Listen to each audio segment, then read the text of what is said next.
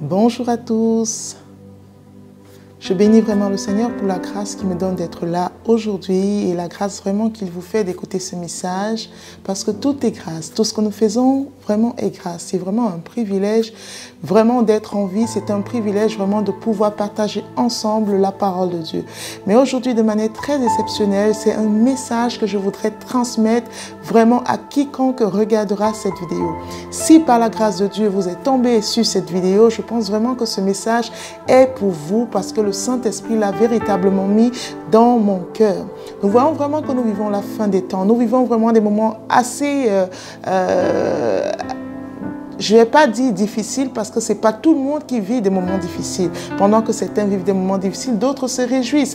Et vraiment, nous vivons vraiment la fin de la fin des temps. C'est vraiment une alerte générale que j'aimerais faire à toute personne, vraiment toute catégorie de personnes, que ce soit les hommes, que ce soit des femmes, que ce soit des hommes, des riches ou des pauvres, au fait de toute classe sociale, de toute race, de toute religion confondue. Je voudrais vraiment vous apporter ce message et vraiment vous sensibiliser sur le fait que le Seigneur revient très bientôt. Très bientôt, nous allons connaître vraiment la fin des temps. Très bientôt, le Seigneur Jésus-Christ sera de retour pour enlever son Église. Peut-être vous allez me dire, nous ne croyons pas tous au Seigneur Jésus.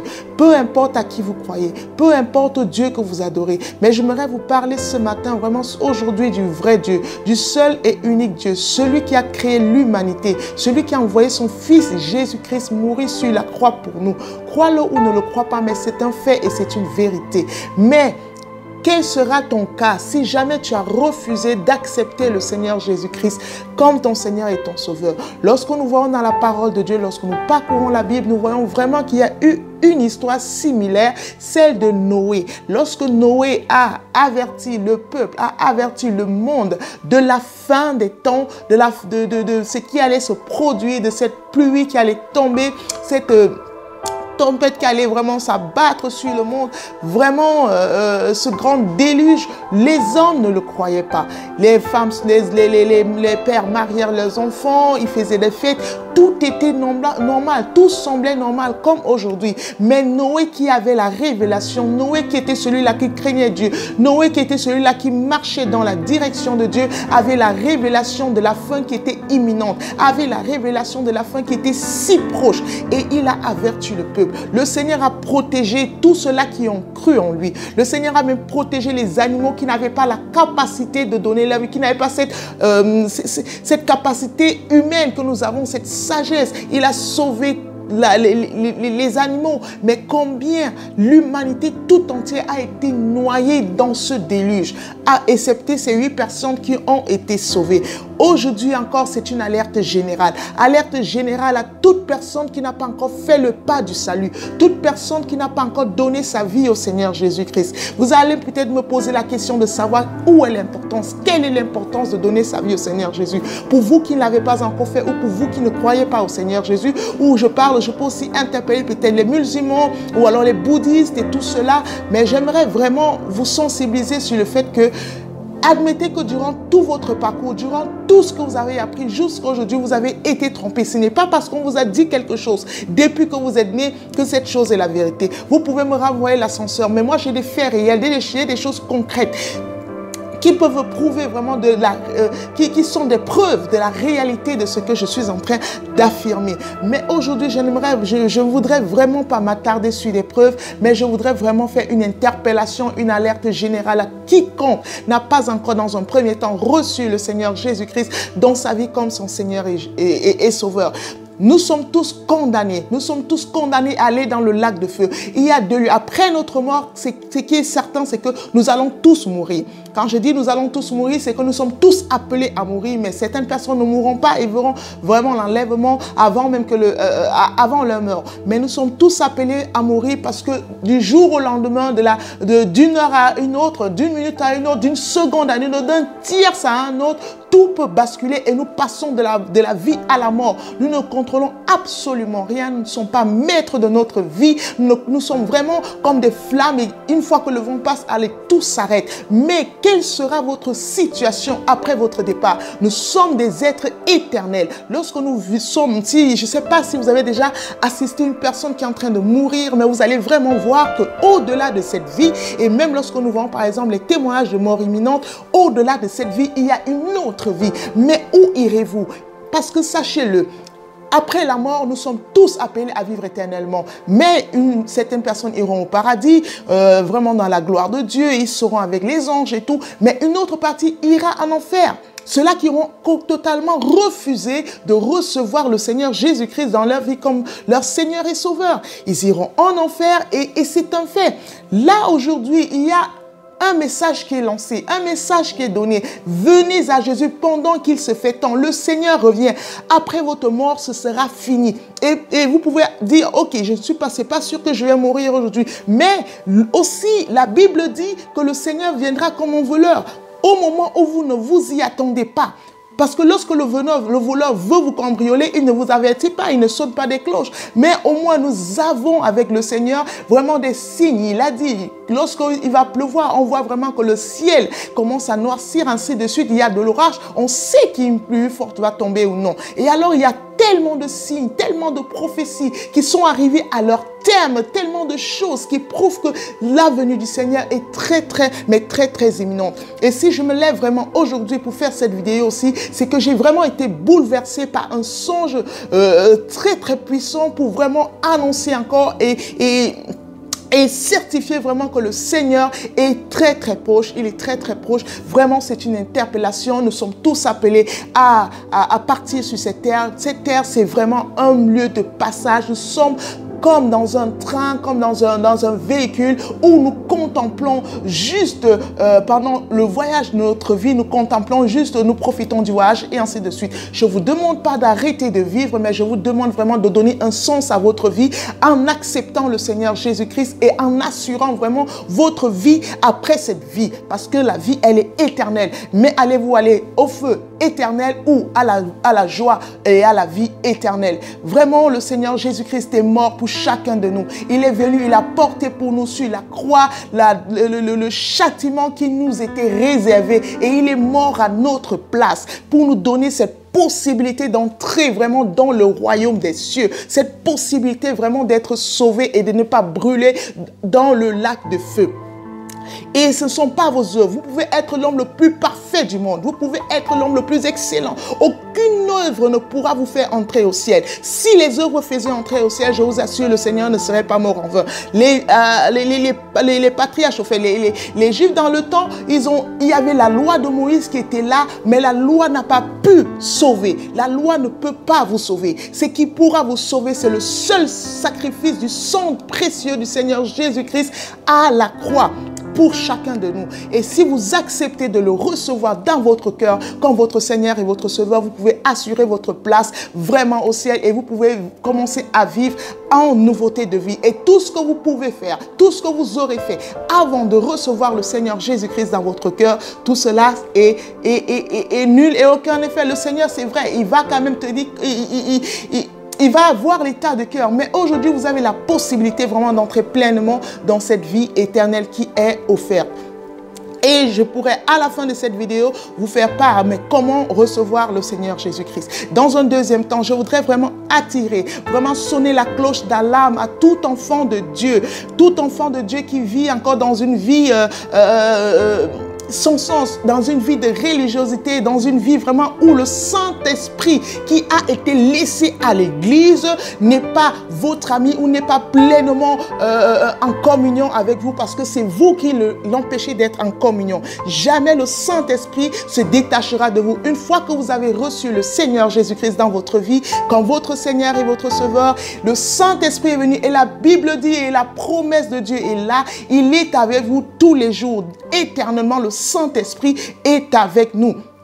Mais quelle communion avez-vous avec votre Dieu? Quelle est la marche que vous avez avec, dans votre vie chrétienne? Comment est-ce que vous vous comportez avec les autres? Quel est le témoignage que vous ramenez? La Bible demande que notre témoignage soit connu des hommes, même dans ce monde. Quel est le témoignage que vous avez dans ce monde? Est-ce que vraiment vous pouvez, est-ce que les hommes peuvent dire de vous que vous êtes fils ou fille de Dieu? Nous avons la responsabilité de glorifier le Seigneur dans ce monde. Nous avons la responsabilité d'amener le royaume des cieux dans ce monde. Nous avons la responsabilité d'amener le règne de Christ dans ce monde. Lorsque nous voyons dans la parole de Dieu, lorsque les disciples ont demandé au Seigneur Jésus, enseigne-nous à prier. Il a dit dans cette prière, que ton règne vienne sur la terre, que ton règne vienne, que ta volonté soit faite sur la terre comme elle est faite au ciel. Comment pouvons-nous amener le règne de Dieu dans une vie de débauche? Comment pouvons-nous amener le règne de Dieu dans une vie vraiment d'insulte? Comment pouvons-nous amener le règne de Dieu dans ce monde, dans une vie de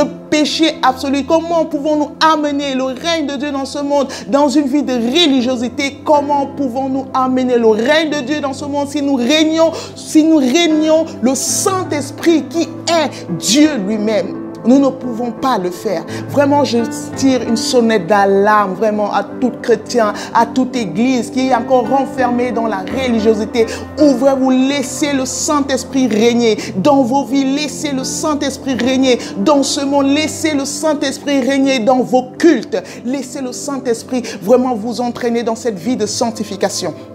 La sanctification, c'est certain, ce n'est pas la sanctification qui vous sauve, c'est que le Seigneur Jésus-Christ serait mort en vain. Mais la sanctification participe aux récompenses que nous allons avoir. Le Seigneur Jésus-Christ revient très très bientôt, son retour est très très imminent. Je vous assure mes bien-aimés, son retour est tellement imminent et là vraiment commencez à cultiver. Si vous n'avez pas encore connu ce processus, vraiment si vous êtes encore lié par les chaînes de certains péchés, ne vous laissez pas être culpabilisé. Le Seigneur travaille avec nous de manière permanente, mais laissez le Saint-Esprit transformer vos vies. Attachez-vous au Saint-Esprit, passez des moments dans la prière, passez des moments dans la lecture de la parole. Vraiment, nous sommes de passage sur cette terre. Vivez votre vie, c'est une très bonne chose, mais tout est utile. Est-ce que tout est permis? Tout n'est pas permis. Tout est permis, pardon, mais tout n'est pas utile, excusez-moi. Tout est permis, mais tout n'est pas utile. Alors, prenez ce qui est utile. Utile pour votre propre édification, utile pour l'édification du corps de Christ, utile pour l'édification même du monde, afin qu'au travers de votre vie, le Seigneur soit glorifié et le monde puisse glorifier le Seigneur. Parce que nous devons vraiment, en amenant le royaume des cieux sur la terre, nous amenons aussi la gloire de Dieu dans ce monde. Vraiment, je nous exhorte à prendre conscience de cette réalité et ne pas juste nous affectionner aux choses de la terre. Il y a beaucoup d'enfants de Dieu, beaucoup de chrétiens qui pensent qu'ils ont tellement oublié. On a l'impression dans leur parcours, dans leur façon de marcher, de se comporter, dans leur requête de prière, dans leur prédication, on a l'impression qu'ils oublient que nous sommes juste de passage sur cette terre. C'est bien beau les richesses. Ce qui est sûr, c'est que lorsque nous sommes enfants de Dieu, la Bible a tellement promis des choses. Nous sommes la tête, nous ne sommes pas la queue, nous sommes riches, nous ne sommes pas pauvres. Tout ça, ce sont des vérités. Et vraiment, tout enfant de Dieu doit entrer dans son héritage parce que nous commençons à vivre le royaume des cieux sur la terre. Mais ce n'est qu'un commencement, ce n'est pas une finalité. Alors si nous nous focalisons, si nous nous concentrons, si nous donnons toute notre énergie à recevoir, à absorber les choses de la terre, en oubliant les choses éternelles, les choses célestes, nous avons vraiment tout faussé. Vraiment tout faussé. Nous devons pleinement vivre sur la terre parce que par notre vie, le Seigneur est glorifié. Par nos richesses, le Seigneur est glorifié. Par notre santé, le Seigneur est glorifié. Par tout ce qui est bon pour nous et en nous et aux yeux des hommes, le Seigneur est glorifié. Mais ce n'est pas la finalité.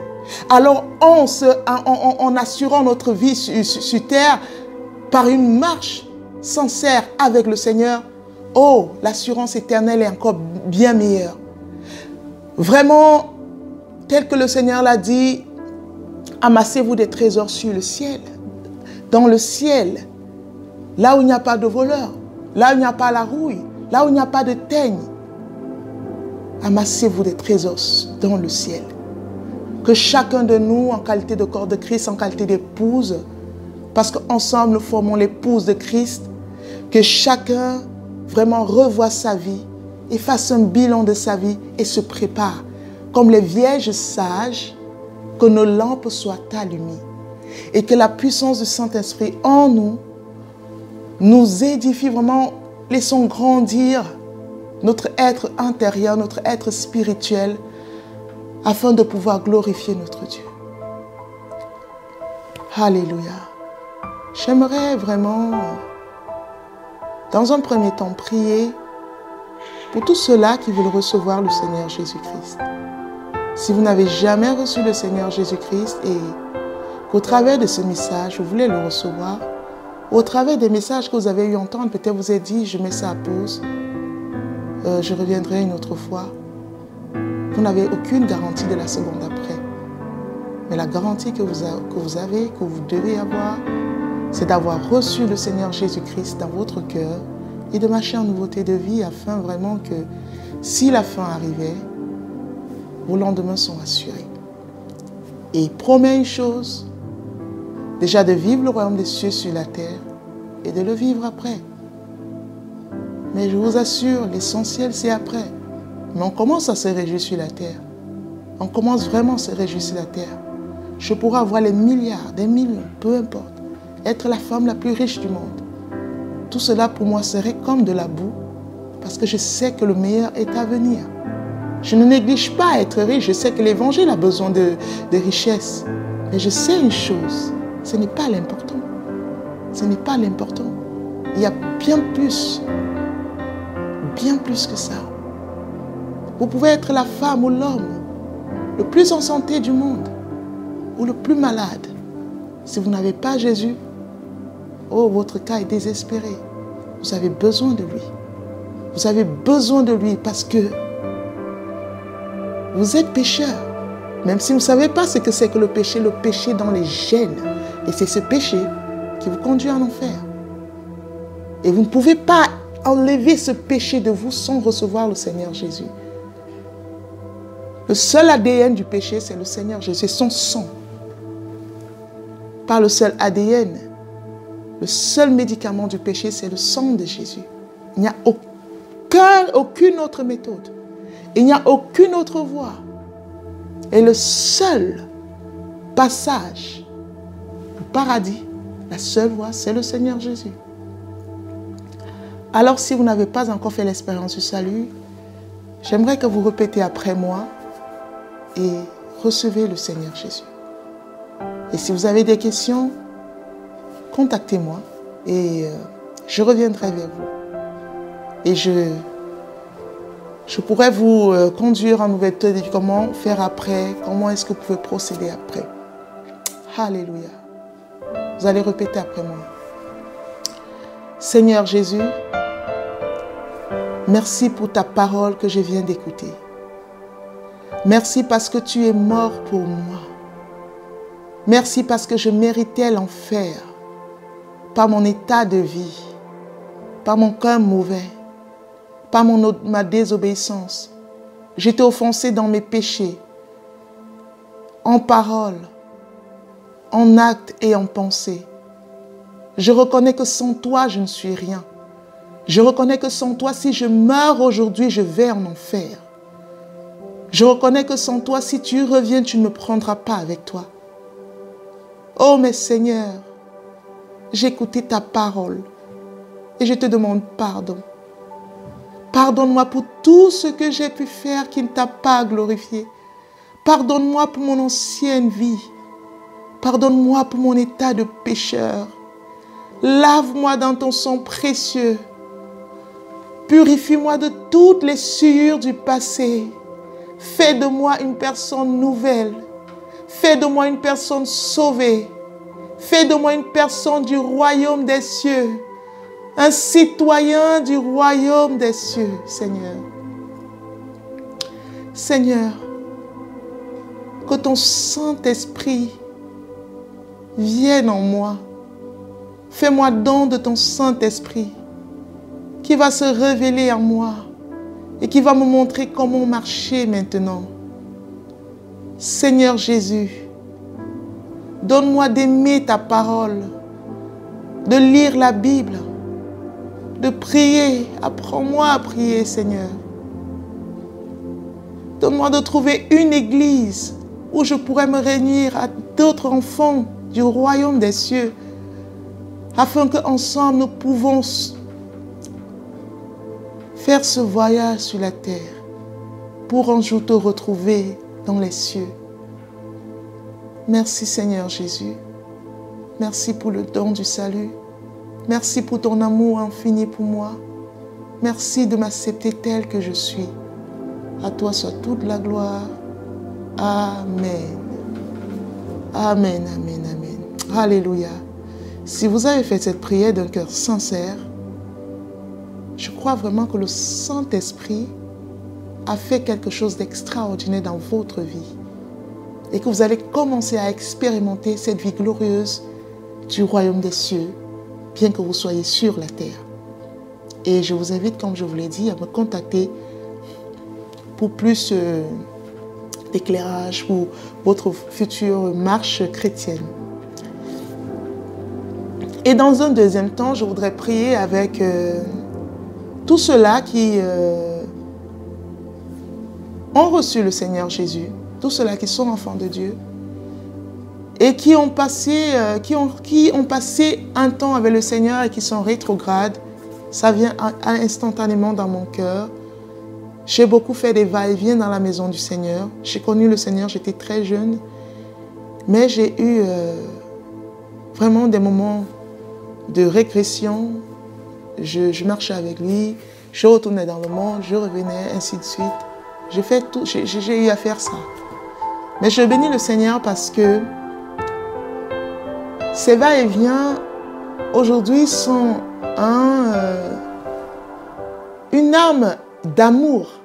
Parce que je comprends aujourd'hui que c'est possible de tomber et c'est très possible, c'est encore plus de se relever. Il m'est difficile à cause de ma propre vie de condamner aujourd'hui et je rends gloire au Seigneur. Je pense que j'ai tellement fait d'erreurs dans ma vie que je peux comprendre tous ceux-là qui font des erreurs. Et il y a des personnes qui ont certainement, à un moment donné de leur vie, connu le Seigneur et qui aimeraient revenir. Ou alors qui n'aimeraient pas, mais au travers de cette vidéo, aimeraient revenir. J'aimerais vraiment prier pour vous et vous inviter à prier avec moi. Pour cela.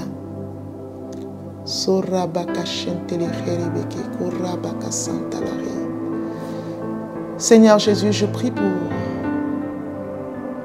cette personne ou ces personnes qui regardent cette vidéo. Cette personne qui a eu à faire un pas avec toi et qui est retournée dans la boue et qui fait comme moi aussi j'ai eu à faire dans le passé. Un coup je suis avec toi, un coup je rentre dans le monde et ainsi de suite. Seigneur, je voudrais prier et avec ce frère ou cette sœur te demander pardon. Je viens me tenir à la brèche, Père, comme un intercesseur, comme une intercesseuse, pour te demander, Seigneur, main dans la main avec mon frère ou ma sœur, pardon. Te demander pardon et te dire, Seigneur, je reviens, nous revenons, je reviens avec la personne entre tes mains. Je prie afin que la personne soit purifiée de toute iniquité absorbée dans le monde. Purifiée et épongée, nettoyée de toute impureté. Et au nom puissant de Jésus-Christ, je prie afin que le feu du Saint-Esprit vous localise au nom puissant de Jésus. Et brûle en vous toute paille que vous avez pu ramener du monde. Brûle en vous toute addiction que vous avez pu prendre dans le monde. Consume en vous tout désir, toute animosité démoniaque au nom de Jésus ou pécheresse. Seigneur, je prie, délions au travers de ma parole et de la puissance, de l'autorité du Saint-Esprit en moi. Je délie toute personne et que le processus de délivrance se poursuive, Seigneur. À toi soit toute la gloire. Je te rends toute la gloire, Seigneur, pour ces personnes qui reviennent de tout leur cœur et n'ont pas perdu leur salut mais elles veulent rebâtir avec toi cette communion. Ô Saint-Esprit, renouvelle l'amitié, renouvelle l'amour et restaure le premier amour. Et que ce premier amour soit grandissant, parce que l'amour grandit. L'amour est vie. Et parce que l'amour est vie, elle grandit. À toi soit toute la gloire. Amen. Et vraiment, je voudrais encourager toute personne qui marche déjà avec le Seigneur à continuer à le faire. Toute personne qui est dans une église légaliste, religieuse, sortez. Là où vous voyez qu'on vous condamne trop, ce n'est pas l'amour. Je vous assure, toute église qui vous condamne, qui ne nous présente pas l'amour. Vous savez, moi je dis souvent que l'évangile de condamnation, ça n'aide pas à se défaire du péché. Moi j'ai connu vraiment un évangile de condamnation, ça ne m'a pas délivré du péché. C'est l'amour qui délivre. C'est l'amour, c'est l'évangile de grâce qui délivre. Parce que l'évangile de grâce vous présentera l'amour de Christ. Et vous allez marcher dans la sanctification, pas par peur d'aller en enfer, mais par amour pour le Seigneur. Et c'est cet amour que je vous présente aujourd'hui. Aimez le Seigneur. Ce n'est que l'amour qui va vous délivrer du péché. Rien d'autre. Que ce soit l'amour dans les deux sens du terme, avec vos frères ou avec le Seigneur. On ne pêche que contre ces deux personnes et contre nous-mêmes aussi. Donc, l'amour, vraiment, amour du prochain et amour de Dieu, finit le péché. Que Dieu vous bénisse, que Dieu vous bénisse. Je vous invite vraiment à vous abonner ou pas. Mais l'essentiel, vraiment, c'est d'être prêt. Préparez-vous comme une personne qui va en voyage. Imaginez, vous savez, quand on prend l'avion, parfois on nous dit, vous allez prendre l'avion à telle heure. On sait qu'à une certaine heure, on va prendre l'avion. Mais lorsqu'on vous dit que oh, l'avion que vous devez prendre a eu un retard, ainsi de suite, on attend. Mais tous nos valises sont prêtes. Alors préparez-vous. Vous savez, personne ne vivra par personne. Il y a des gens peut-être qui ont eu à dépasser. Mais en moyenne, nous sommes à 100. Ou on va même dire peut-être moins. Bon, maintenant, ça dépend des pays. L'espérance de vie dépend des pays. On va dire, si vous avez trop vécu, vous allez vivre jusqu'à 120 ans. C'est biblique. Mais qu'est-ce que 120 ans? C'est pas grand-chose. Ça veut dire que dès votre naissance, parce qu'on n'est pas encore conscient, on ne peut pas commencer à vous préparer. Même les enfants, vous pouvez déjà commencer à vous préparer. Lorsque vous atteignez un certain âge, oh, je me prépare. Ah, c'est un voyage. Ce n'est pas si grand que ça. Qu'est-ce que 120 ans sur votre éternité? Nous sommes des êtres éternels. Que Dieu vous bénisse, que Dieu vous bénisse.